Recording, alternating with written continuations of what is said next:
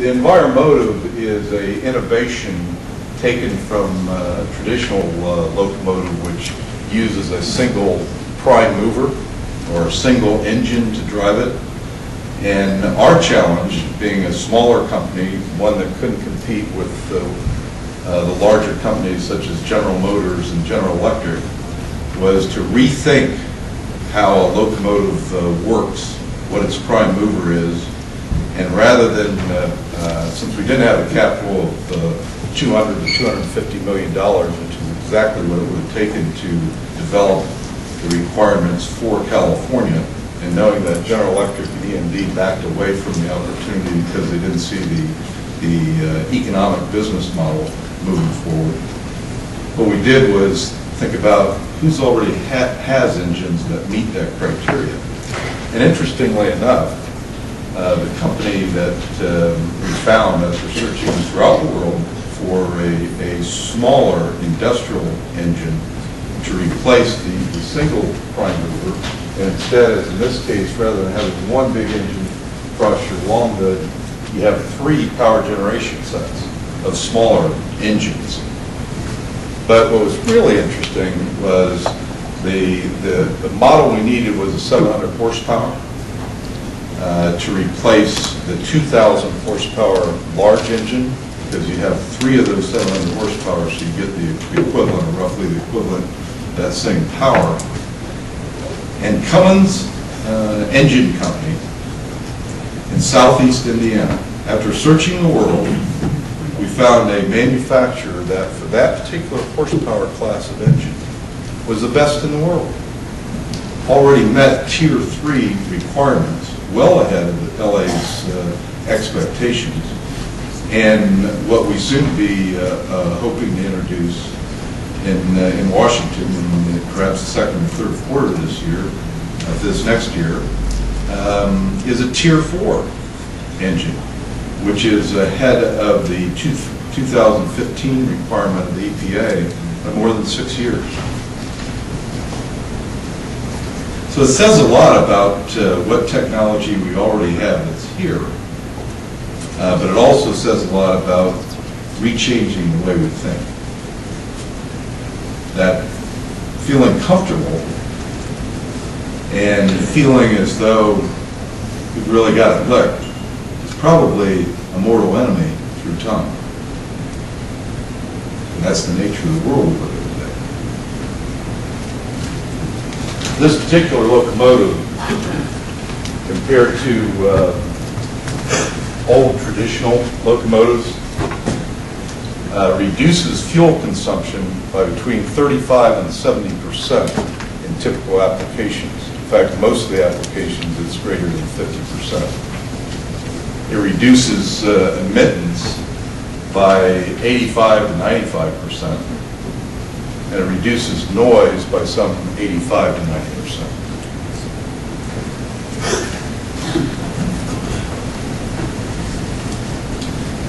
These are the statistics relative to the adverse health effects.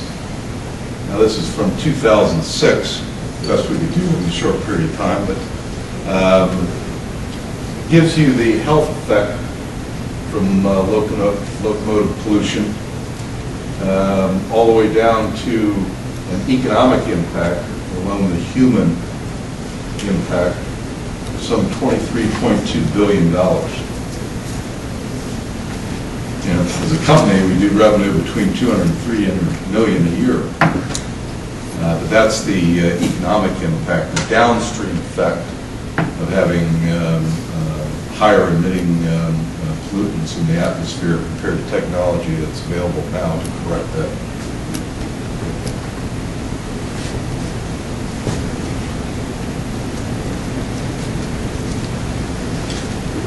We won't go into much of the engineering minutiae that I really feel in my zone with on how we design things, because, you know, we're kind of gearheads and electronic buffs, so that's really our mainstay. But with the help of bringing us out of the cave era into communications and having a good communications firm do that for us, we'll talk a little bit about